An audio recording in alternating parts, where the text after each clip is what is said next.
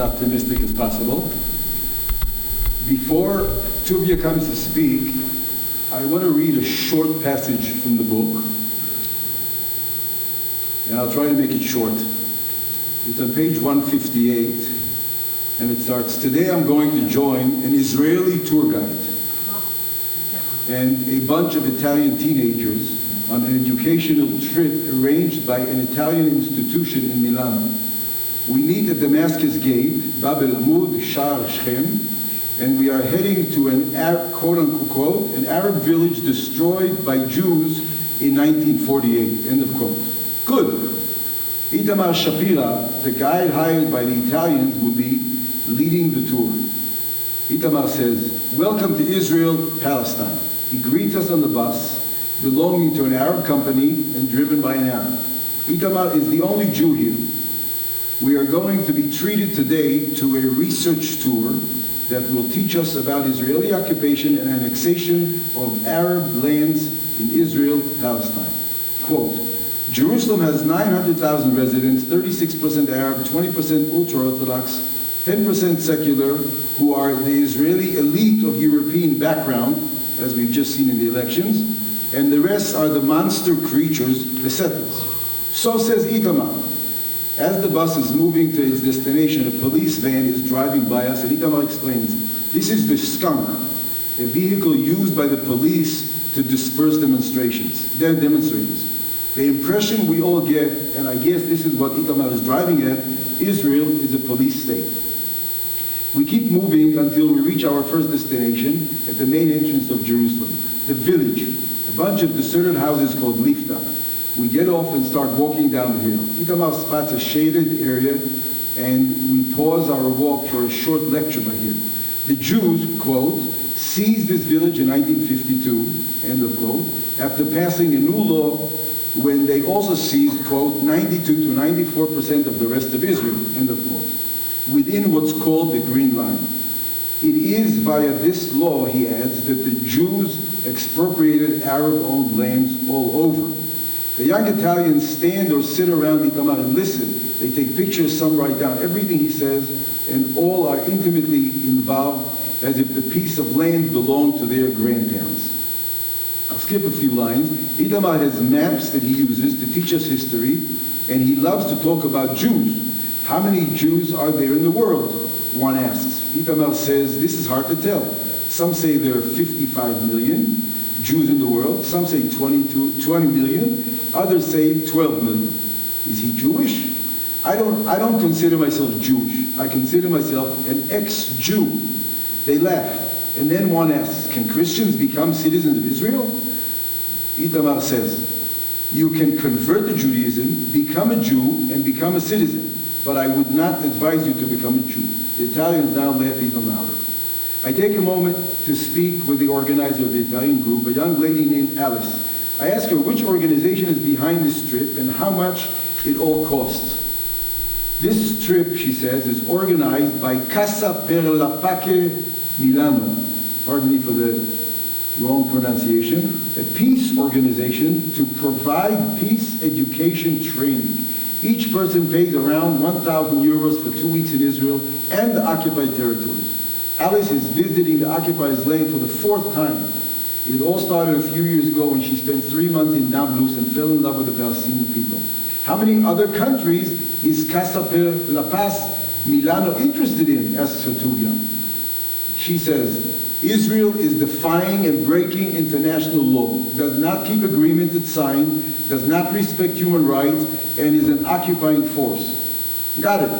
But how many other countries does Casa per la Paz Milano organize trips to? Or maybe Israel is the only country in the world that does not respect human rights. Yes, there are other countries, there are. And is Casa per la Paz Milano organizing trips to those countries as well? No, only here. 1,000 euros, including flights, tours, hotel, food, and whatever else. Yes, 1,000 euros, but don't publish the article before next month, okay? Why not? The Israelis would expel me if they knew. 1,000 euros is very little. Who's paying the rest? The organization. Who gives them the money to do this? The European Commission. So the European Commission is funding this trip, right? Yes. We take a photograph together. Next month, when back in Italy, Alice would love to see her picture published.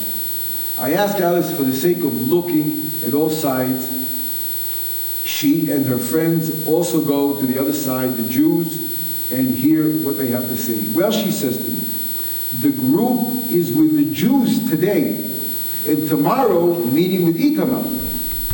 And later they will be with the Palestinians. This way they will see both sides. No wonder Silvio Berlusconi was the longest serving post-war prime minister of Italy. It takes the Italians ages before they figure out they make no sense. I want to invite Tuvia now to say a few words, and after he speaks, we will have a few minutes of questions and answers, and I'm sure he'll be willing to answer most of your questions.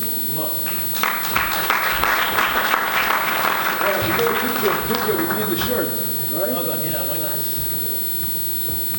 Sorry, I'm addicted to Coke. Diet Coke. I can drink it for a cup. Thank you very much. First of all, I want to thank you all for coming. Thank you very, very, very much for making that. Some people came from the north, so I thank you very much for doing all this schlep to come in. I also want to thank Ilan and his father and Begin Center for making this evening. And Ilan, thank you for publishing the book. And let's make it in America. And thank you for Bestseller, who is also here in the car. Where are you, Rotem? Paul, for publishing the book in Hebrew. And I also have to thank Rabbi Arik Asherman of Rabbis from Human Rights. Where are you? Where? Stand up so I see you. Okay. Thank you.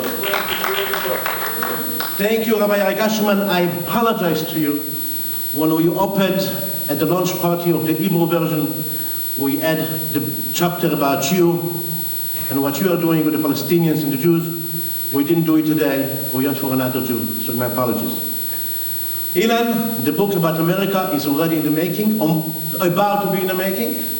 The German publisher asked me to do that, and this is the next book. In Germany, there are 3 books. It's a trilogy. The first is called Allein unter Deutschen, alone among Germans. The second is called Allein unter Juden, alone among the Jews. The third is called Allein unter Amerikaner, alone among the Americans. This is the books, the name of the books, before written, each one of them. The book, the first book, became in English and in Hebrew and in Italian. I sleep in Hitler's room. I'll tell you soon why. And the second book, after it was done, became Catch the Jews, Foster Yehudi. The third one, I don't know why it will be in English or in Hebrew. And why? First of all, just so you know, unlike many people who write about the subject matter of the Israeli Palestinians and Israel and all that stuff, I'm not dedicated to this thing. This is not my beat. I don't have a beat. I write for the Zeit, which is like the New York Times of Germany, and I have a column in Zeit Online about sports. I am the fitness maven of Germany.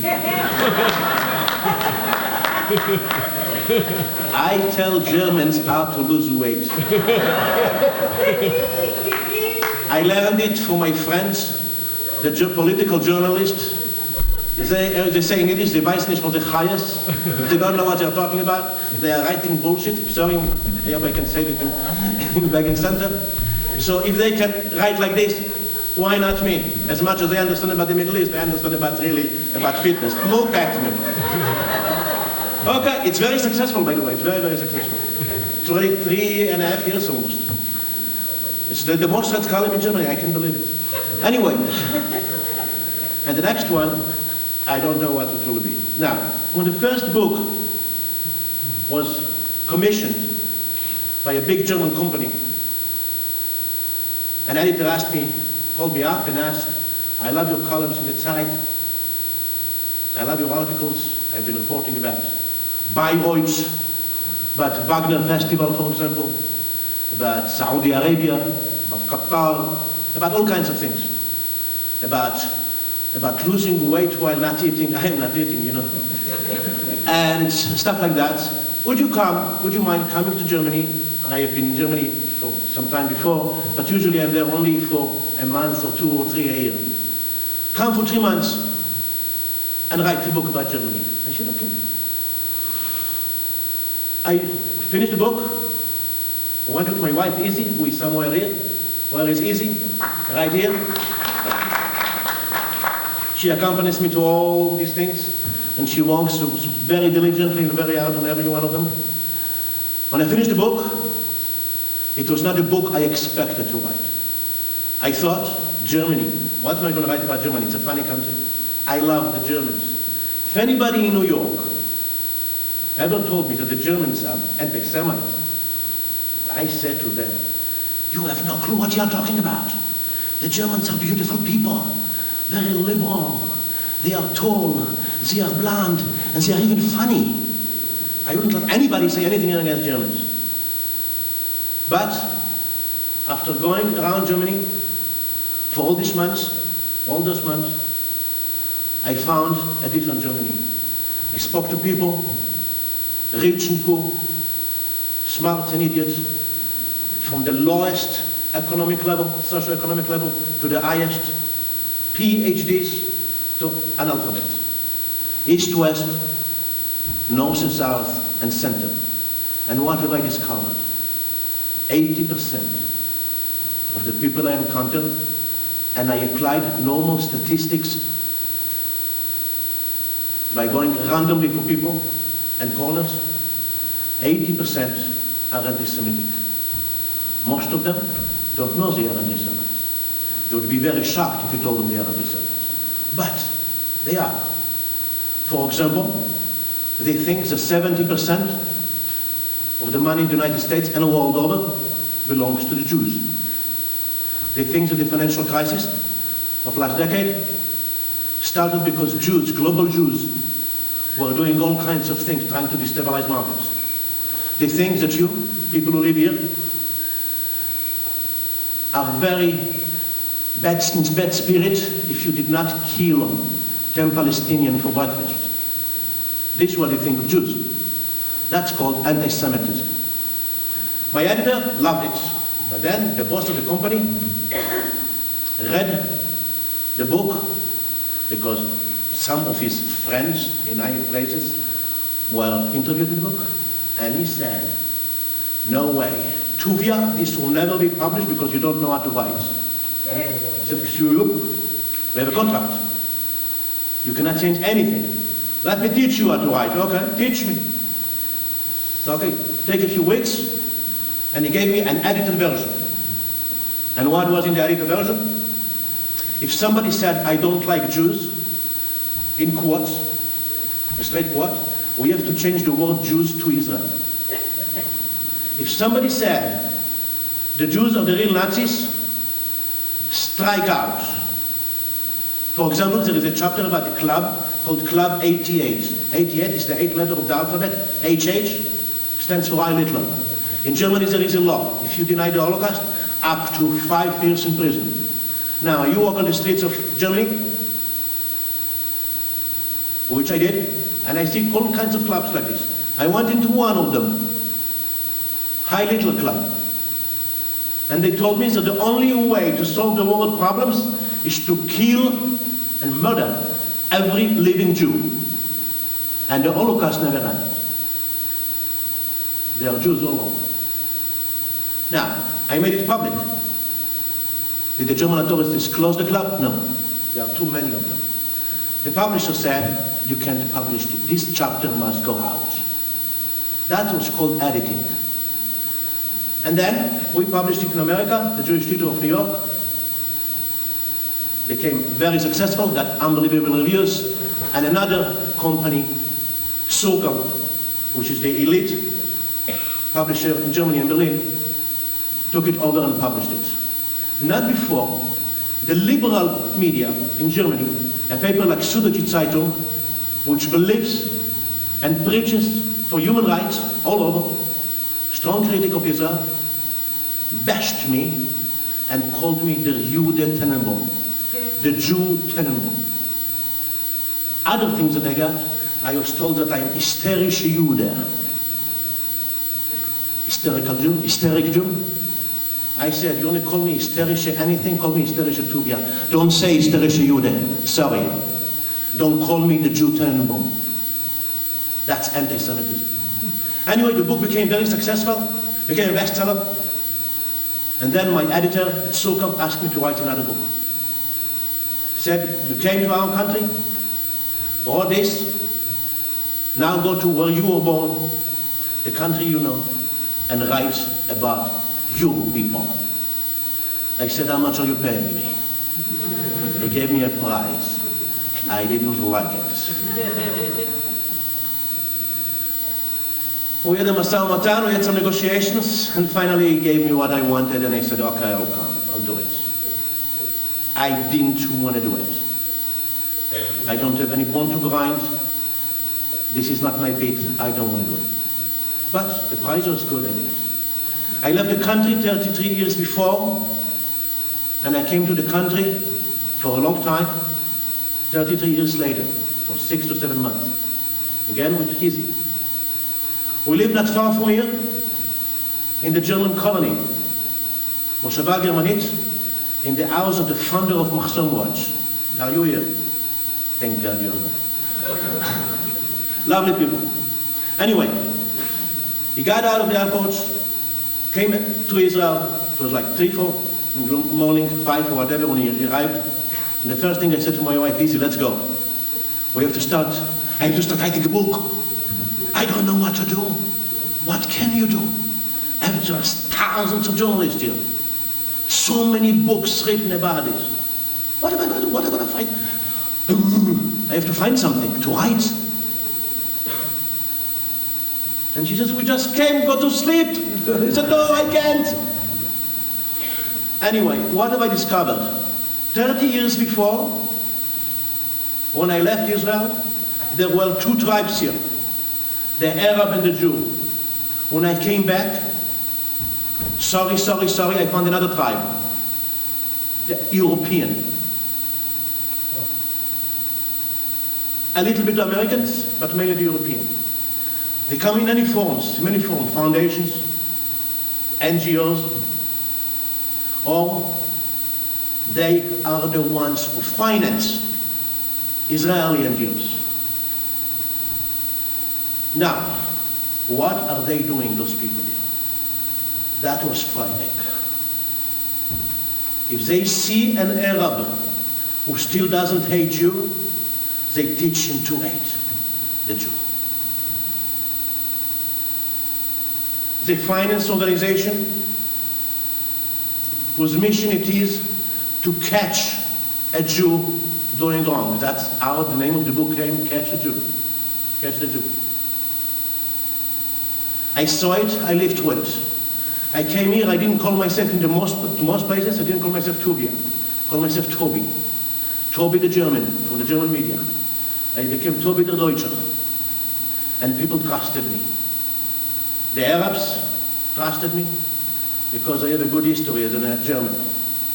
I gave it to the Jews. The Jews trusted me because they thought like me, the Germans are so nice and kind. It is paradise to walk here as a German. But it was hell what I found out. Again, I am not a right-winger, I am not a left-winger, I am not a centrist. I have been all of them. I don't care for them anymore. Personally, I don't vote in any election. I want to teach myself not to associate myself with any party. Not in America, not in Israel. I can vote there, I can vote here. I believe, maybe I'm naive, in facts. Whatever you see, you write. Whatever people tell you, if you like it or not, you put it down. You write it down. And the findings, give you an example. Some of you read a book. Bestseller, Israeli organization, heavily financed by Germany. World for the Welt, Misro, etc., etc. I thought Bestseller are nice people. I grew up in the ultra-Orthodox world, Haredi, in Bnei Brak. My neighborhood, the Haredi people called it Kriyat Vatican, the Vatican. We are the Haredi of the Haredi, we are Chazanishnikas. I always dreamt of being Yisrael Leibovich, of being a leftist, intellectual. I left Israel, spent 15 years in universities, was intellectual, studied whatever I could, exact sciences and humanities. And then I decided that intellectuals are close-minded, they have only one vision. So I became a recovering intellectual. But I still have a warm spot for them, because as a child I wanted to be like them. I wanted to be intellectual. And what did I find about intellectuals here? Also horrible things. But let's go with Bestseller. Bestseller, as we all know, is an Israeli NGO. It produces films, for example, and evidence brutality of the Israeli army and Israeli settlers against Palestinians. So I asked Bestseller, since I'm a German, Tuvia the German, I want to see how you collect evidence. Can I see it from beginning to end? They said yes. Gladly. Oh yeah. What I found out that we have all these intellectuals in Bestseller, like Amos Oz, and Bet Yeshua, Professor this and Professor Schmitz. But actually Bestseller is an organization, a multi-million-dollar organization, is actually based on 10 people. They are the investigators, the researchers. They are the ones who produce facts. All of them are Palestinians. 10, a million. They are Jewish, they need a million. And I got Sarit, the spokesperson of Bestseller, told me she'll give me the best of them, the top researcher. Atef Aburov. Where am I going to meet Atef Aburov? In the Judean desert. I said, excuse me? My iPhone will not find it. Give me a better address. He said, okay. He's in Jenin. I said, so? I can go to Jenin. Oh, yeah. I forgot you're not like us. You can go to Jenin. Jenin. Oh, Jenin, such a beautiful city, Jenin. I'm so jealous. You go to Jenin. She said, I do all a speech like a lover, Jenin, or Rabbi Shalom. I couldn't believe what I had. Oh, Jenin, Jenin, Jenin. Finally, I got to Jenin. Nice guy. He's one of the people who takes Gideon Levy from Haaretz, for example, to tours in Palestinian areas to show the brutality of the Jews. Now, we had a Swiss camera team. To the camera, Atef Aburov says that the Holocaust never happened. It's a lie. I don't believe it. And I wonder, not just as he says it, but when the cameras are rolling, you're still saying it. Well, he did. Now this guy produces reports that the Israeli army snatches little children, 10 years old, at 2 o'clock in the morning, never to be heard of again. Now, what kind of a researcher is he if he says that the Holocaust didn't happen? I challenged Bestseller. Bestseller said he didn't say it. It was in Israeli TV, Chadshot 2, Ulpan Shishi. Bestseller said, Chadshot 2, the Israeli TV, which is not the right wing, edited it. We fought for 5 weeks. Then we had the idea of putting the whole clip on Facebook. Finally, Bestseller admitted. Yes, he said it. We don't like it. We fire him. I say, wait a second. I have nothing personal against Atef. Nothing. I want you to retract the reports that he signed on. How can you believe a guy, how can you trust a guy whose research has found that there was no Holocaust? This Bestseller did not agree. Gideon Levy did not agree. I met Gideon Levy. You know who Gideon Levy is? He's a journalist, a columnist for Haaretz, and on a weekly basis or so, he writes reports about how horrible the Jews are treating the Palestinians. I interviewed him, I said, Gideon, do you speak Arabic? No, not one single word. I said, do you know Islam? Did you study? No. But he's dedicating his life to protect Palestinian culture alone. So I offered Gideon, I said, listen Gideon, I go there, I go to the Palestinians, I find out what's going on over there. I never found what you are reporting. Maybe we go together. Maybe the interpreters are lying to you. Gideon said, of course, come with me.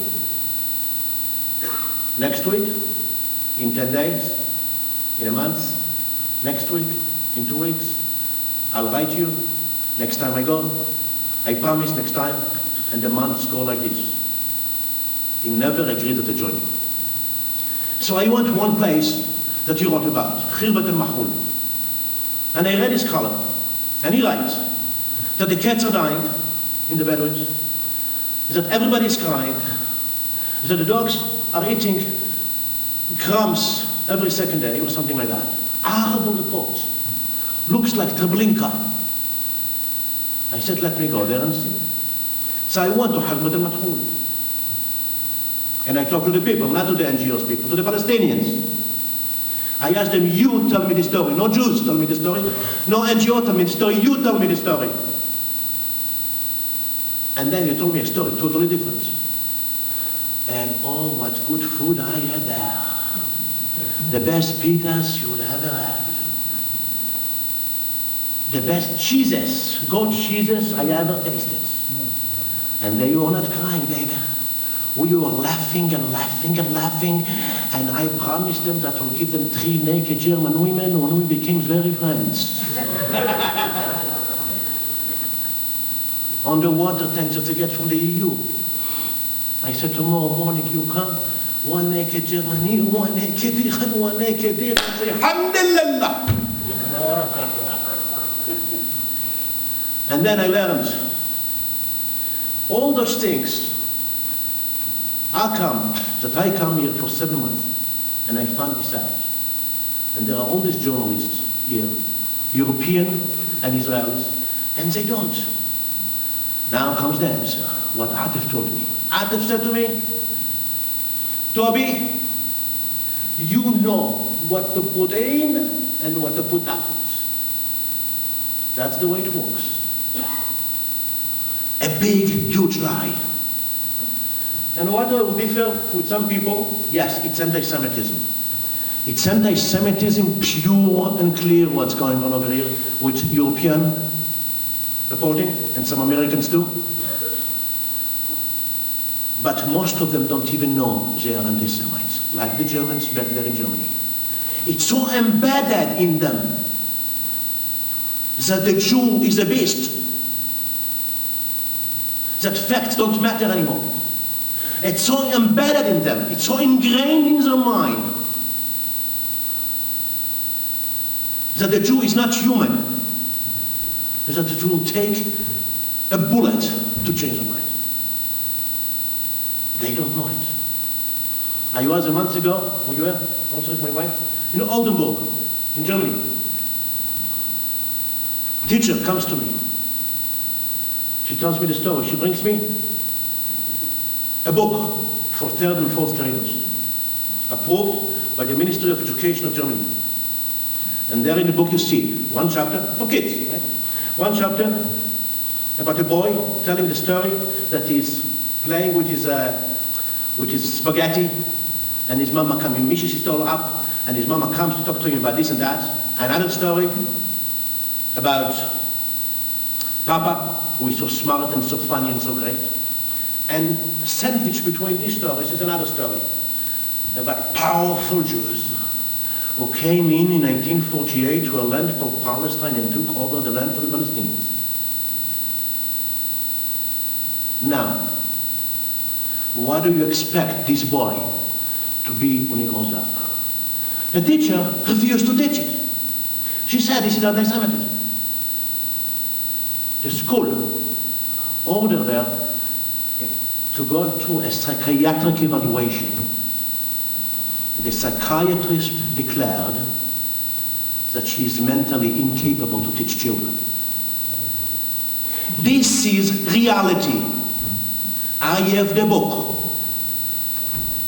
Does it help? If you raise children like this from the morning, and then we have the Jews. We have our Jews. Eric, I'm not going to talk about it. We have our Jews. Self-hating to the core. They don't even know. They are working very hard to prove a Jew wrong because they bought into the anti-Semitism. They bought into this psychologically already, that they are bad people, that they are bad creatures, and they want to cleanse themselves out of this impurity called being Jewish. We had it all time during Jewish history. Some of you might know, not all of you, that some Jews in Hamburg were the first sponsor of Adolf Hitler's SS party. It's reality. The spiritual father of the Nazi system was an Austrian Jew by the name of Otto Weininger, who wrote about these bad traits of the Jew. And you have them here in Israel. And the anti-Semites, those pure lovers of human rights, identify which of the Jew is a self-hating. They give him money. Him or his organization. It works as simple as that. I have seen it. When the Red Cross, for example, which is in charge of interpreting the Geneva Convention, or the IHL, International Humanitarian Law, writes to me, the German, here in Israel, that there is one country that does not observe IHL and the Geneva Convention, and the name of that country is Israel. That's idiotic to the core. Are you trying to tell me that Putin is observing human rights? Are you trying to tell me that Bashar Assad is observing human rights? Are you trying to tell me that Assisi and Mubarak are angels? What is it? And they are not idiotic, they are not that idiots. But the hatred in them is so deep they can't see it. And as any psychologist will explain to you, if I keep telling you that you are an idiot, that you are impure, at least some of you will start believing it. And during history, some Jews are doing this. And this is frightening. When rabbis for you, no, I'm not going with you. When, not today, no. You are a great guy. Okay, when Doctors Without Borders, I call them red-handed, going to Bedouin places, trying to invent diseases so they can later blame the Jews. What is this? Is this not sickness? When I came in, they said, you cannot take pictures here. I said, but I'm a good German. Okay. Then, the Palestinians. I love the Palestinians, I admit it. I studied Arabic, I studied Islam. I'm not religious. I'm not Muslim. I love the culture. So I joined with some people like Major General Jibril Rajoub, a big shot in the Palestinian world, and somebody that the Israelis think is moderate of the moderates, And they even gave him an Hebrew name, Gabi Reshev, instead of Jibril Raju. They trusted. So, him and I became very good friends. We are like real buddies. We clicked. Something in us clicked. He loved his German. The spy master of Palestine did not figure out that I'm Jewish, and I felt great.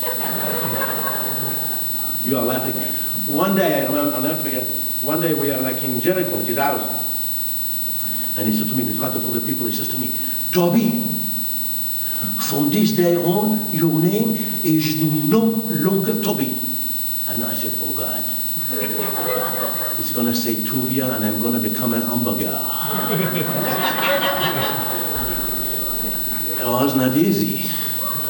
And then he said, from this day on, your name is Abu Ali. Abu Ali. Abu Ali. And all these people around me say, do you know what Abu Ali means? In literal, it means the father of Ali. But in folklore, in Palestinian culture, it means the Karim, the respected, the courageous. A name they gave Adolf Hitler. It feels so good to be Adolf Hitler over there. Believe you me, you get fat. And I like food. Anyway, this is the story. This is, and Jibril Raju, for example, one day says to me, if Hitler came up of his grave, out of his grave, and he saw the Jews, he wouldn't believe it. Even he didn't know how bad they are. This is moderate. But I don't blame the Palestinians. I don't blame the Muslims. And I said to conservative Jews in New York, stop with your Islamophobia. Most anti-Semitic literature in the Muslim world is a translation of European anti-Semitism. Get it. It's not nice to say it, because the Europeans look like us, at least like Ashkenazi Jews. But they are the ones, they are the fathers and mothers of this. And I see it here. Sometimes the Palestinians talk to me in words that I know they have been taught by Europeans. When a Bedouin goes and starts singing in El Aqib, you love El Aqib, I know. About the Jews who took over our plants, our trees. And I say, Aziz, what trees? It's the desert. What trees? You implanted your trees here, what are you talking about? Aziz! Finally, Aziz tells me, this is not my song. The European told me. That's the reality. It's frightening reality. Jews stand by supporting it. And now, the book came out in English. The book, the Hebrew version, was for 4.5 months or so on all the bestseller list of Israel, reached #1 on Haaretz, Damascus, whatever. Came out in Germany. Immediately became a Spiegel bestseller, that's like New York Times bestseller. Already 15 weeks on the Spiegel bestseller list, isn't it? Came out in America, or became available in America about over a month ago. And to this day, not one Jewish paper has written one single word about it. Not one American Jewish paper has written one single word about it. No matter how much I talked to them, no matter how much I approached them, no matter how much I asked them, no matter how much I bothered them. The Jews are sick. Even the conservative. They are afraid, they are scared. This is the reality. I'm not going to name names here. I talk to them in person. Say, write whatever you want, kill the book, but write about it. It's important. I live in Europe. I know the anti-Semitism in Europe, and I see it coming here, to New York. I see it coming to America. It's already in the academies. The book, everything in it, went to all lawyers. Everything is recorded. And the American Jews say, don't call me if they say anything. Don't bother me. You think American Jews are any better? No. Sorry. We have to face up to reality. And Caroline, it was not easy for me to write the ending of this book. I wish it not be true. I come from Holocaust survivor. My grandfather, when the Jewish agency told him, come and we'll save you before the Nazis come to Israel, Palestine, he said no. The Zionists are worse than the Nazis. The Nazis are human beings, the Zionists are not. This is my grandpa. When the Nazis came to town, he greeted them with challah and salt like the king in biblical times. They shot him. They took my uncles and my aunts before I was born. And the mama took him to the river front, took one child by one child, dropped to the river. 7 of them. My grandmama was clean. And then they shot her and threw her too. If we are quiet, and if we are not doing anything, that will be our fate. Europe did not change. Anti-Semitism, the 2,000 years history, did not change. They started hating Jews because they split between Christianity and Judaism. And Jews were Christ killers. Now they are atheists. They don't even believe even. Not only they don't believe in Jesus, they don't even believe that Jesus existed. They still think the Jews killed him. Yeah. The Polish people who are Catholic tell me, they pray to Maria, mother of Jesus. They say Jesus might have been a Jew, but his mama no way.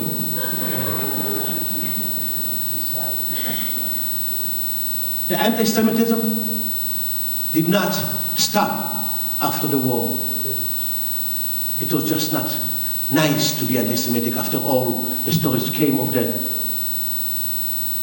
concentration camps and the crematoriums. Slowly, slowly, with the moving away from World War II, 70 years later, the Europeans feel very good to hate Jews again. And the hatred, I live in Europe and I see it rising every year. Not by the Muslims. The Muslims are getting paid to do this. In South Africa, 3 weeks ago, you saw all these Africans. Free Palestine. Each one of them got 20 rands. 20 rand, whatever you say it. Which is about €1.50. They didn't even know what they're demonstrating about. Poor blacks. Who is paying for all this? Europe. And what I say is very simple. I'm not a prophet, I'm a journalist. I'm not a preacher. I'm not telling anybody what to think and what to do. But logically, if you have people who want to kill you more and more, and you want to become more and more self-hating, join your murderers, what do you think the result will be? 70 years ago, there were people who wanted to kill Jews. And there were Jews who wanted to be dead. They met in a room called Auschwitz. As simple as that. I'm not saying what will happen, but I'm saying that if this is the way it goes, oy vey to this country. And just as a human being, I believe in human rights. There is one nation on the planet that has suffered and is suffering for thousands of years. They are called Jews. I want to protect them. As a human being, not as a journalist. I don't want you to die. I don't want you to disappear. Fight back. And be brave about it. Don't think that if you sit there in the back, everything will come well by itself. Never happened. This is not human. Even if you believe in God, and somchin elements, you cannot rely on miracles. No. No way. If we let this continue, the state of Israel will be zichronah livracha. I say it not because I want it to be, because I don't want it to be.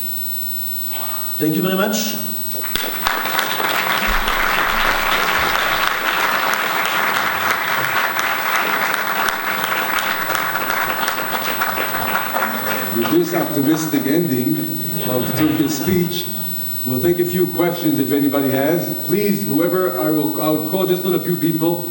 Just get up and tell us your name. The book is recorded, correct? Your name. Rabbi Arik Gasherman. Yeah. I've been mentioned. Yeah. People know me. Everything is recorded. So you had a recording machine in my house on Shabbat, or I mean... Eric Ashman, how can you guess? No, I'm saying... No. I'm sorry. Eric Ashman, you were speaking in Bestseller America. Which Javid? Do you have... I am answering. You have recorded. Let me answer it. And I have your records. You were sitting there in a similar place in Bestseller America, which Yariv, and you said, when Yariv asked, this is recorded, and you said to him, how could he record it? It was Shabbat. You said it.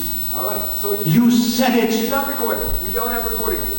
I have eyewitnesses of this, and I have you saying to Yariv that this is true, and you know it's true. But And this I have on record. I know that I have tens of recorded interviews saying the exact opposite of what the way you quoted me. It seems very strange to me. I don't know if you have I recorded- challenge you to let anybody I here am telling to you. spend a day with rabbis for human rights. This is a Nazi organization. I am telling This is an organization that is dedicated to kill all of you. This is an organization, and I have recorded. Hold on, Eric. I have recorded the conversation with you people, with Zachariah, and what you said on the phone. produce it. And I'll produce it in a court of justice. Because you have... I will produce it in a court of justice. We know what you're doing, and I challenge you, take everyone to see what you're doing. What, you think it's not on record what you're doing? Eric Hasherman, Rabbi Eric Hasherman, you're a failed rabbi. In the United States, you couldn't get 10 people to your organization. And what have you done? You're a failed rabbi. You know nothing. I am trying to do everything you can. You know nothing. You're the lowest human quality that is serving Rabbi Eric Hasherman. Okay, that's what Shona Ra. And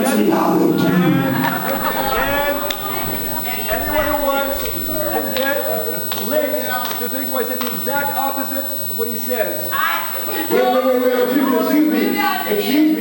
Excuse me. Let him finish his sentence. We'll go to the next question. All I'm saying is, if you have a recording of a Bestseller person denying the Holocaust, that's a fact, and I would condemn it. But I am telling you, there are so many inaccuracies which I can prove in what you wrote about me that I have to question the entire accuracy of the entire book. I have to say that. Please take me to court, Eric Hasherman. Okay, next question, please. Tuvia. Aaron Bronstein here. Aaron Bronstein. Yeah, Nice to meet you. nice to meet you, sir. Are any of the anti-Semites in Europe, and I'm referring to the anti-Semites, realize that they're digging their own grave, that the extremism in the world is targeting them, that Israel is the herald at the gate, and but for Israel, Europe would go down into the pit? I say to German audiences, I usually do not rise so harshly against the questionnaire as I do with Arik Hasherman, because Arik Hasherman is disgrace to humanity, not just to Judaism. Sorry, I have to say it. This is the reality. But he's suffering, he's sick. He's a sick person.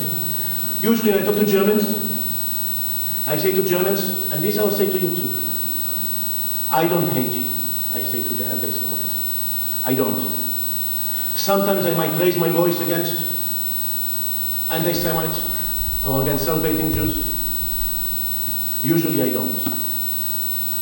And what I say to the Germans is this: I don't hate you. I have pity on you. Because you have cancer of the mind, and it will end up killing you, not me. Gladly, this message goes across. We are in Leipzig. About a month or two ago, 350 people, young Germans, ages 20 to 30. I spoke very harshly to them.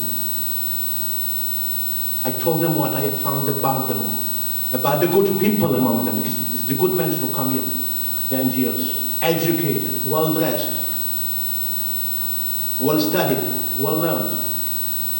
At the end of the speech, imagine, hundreds of people, and the guy comes in, stands up, says, I'm so sorry for what we are still doing. I am now taking the plane to Israel, and I'm going to join the Israeli army. You can talk to people. Usually not the way I just did it, but Eric has been trailing me, that's why I have to stop it at some point. But, yeah. Hi, my name is Hannah Toronchik, and I'm a Jewish born in Vienna. Yeah. Coming from Vienna, I can only confirm what you said about anti-Semitism in Europe. But I wanted to ask you one thing. How did you get away with pretending that you're a German? Oh, baby, listen to my smile. I go around pretending that I'm a fitness expert. One time, I heard that you Jew. First of all, you don't know German. What is it? You love German, you don't know German. My German is English. Anyway, so one time, there was a Jibril Radio song, and he says to me, Abu Ali, would you like to come? We have some friends, people from your country, doctors, to come here to help us. Would you like to come in again Thursday, 2 o'clock, lunch together? Of course.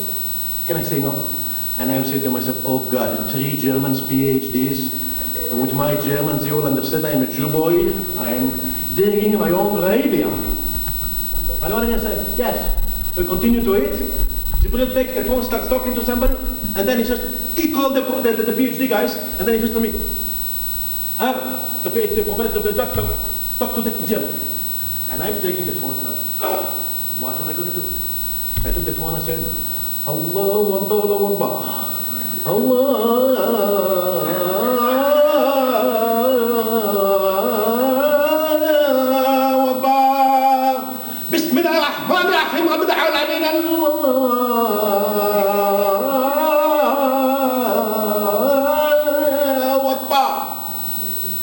He looked at me, wow, this German is good. And then immediately, and then I take the phone, I give it to my wife, I say, now go.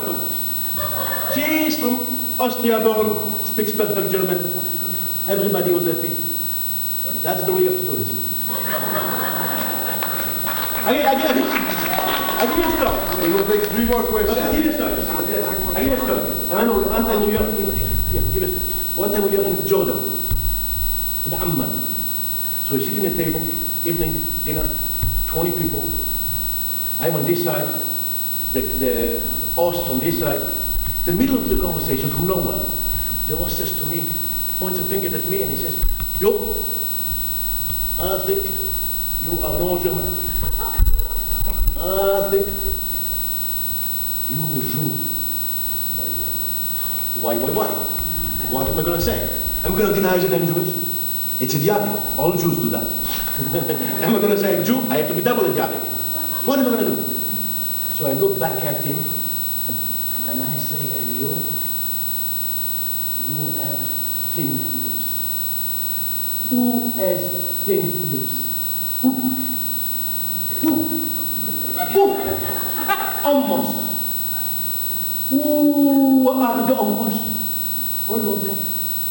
Jews. You are almost Jew. On this holy land of the Jordan, Islamic land. Get out of here. You traitor. Move to New York. To Chelsea. All of the people now look at him. He's the fucking Jew. You understand something? You understand something? Did he have thin lips? No. I said it, and it becomes reality. That's called Palestinian culture. You just say it. are all almost Jews. I just made it up. I said it, it becomes reality. So I understand the culture beyond just language and religion, and I can play. And that's the way. Otherwise, I would have been dead long ago. We will take two more questions. One back there. Yeah. Hi, first of all, you're one of my new heroes. I read your book a few weeks ago. You actually, my brother was the subject of one of your articles a few years back, Tuvia. Okay. And it made me laugh a few weeks ago. Yeah. So that's first of all, I love the whole, the way you eat in the restaurant. And I know that's a side part of the book. Question. You discover the new culture.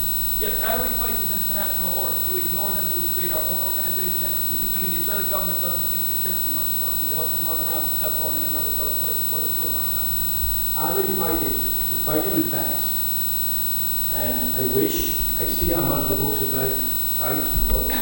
How much it helps, how many people it changed. But I'm only one person. I'm not such a megalomaniac to tell you that I can change the world. No. You need more people writing this. You know, more people doing this. And can we change the world? Yes. If Obama changed, we can. I say to Germans ask me, can one person change the world? I say, basically yes. Hitler did it in this country, I told them. But yes, it takes more people. Tell you representatives, if you're in America or your Knesset member here, bother them. When this book came out in Hebrew, Abait Yehudi said they will reintroduce the law against NGOs, against Amutot. They asked me if I can come and testify in the Knesset and speak. I said yes. We agreed on the day and the time. It never happened. Abait Yehudi gave up. If Abait Yehudi gives up, you guys have a problem. Because the Shema Muchedet, Mishutefet, is not going to do it. So you have to encourage and demand your representatives to act. This is a democratic country. You can do it. And tell your American editors to review the book. Thank you Last very question. much. It's been very moving to listen to you. Thank you. I said to you to give me, my wife said you're a famous author and you asked me what to write. I said make me laugh. You make me very sad. Yeah. You've written with your soul. Thank you. You are right that the Germans never stopped the Nazi movement, and that is the EU today. And I'll be very brief. And the Palestinians morphed a number of times and it became a proxy for the killing the Jews. Now Obama's taken over the... Your question. I'm very questioned.